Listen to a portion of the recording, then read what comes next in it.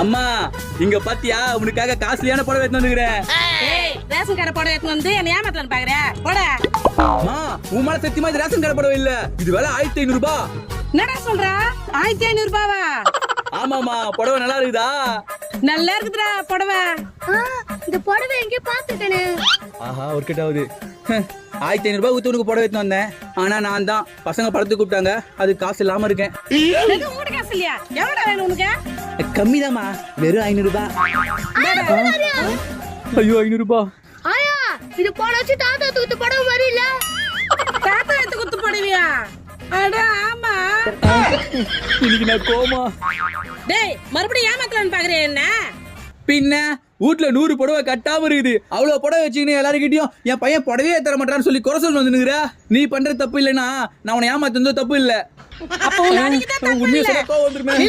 ஐயோ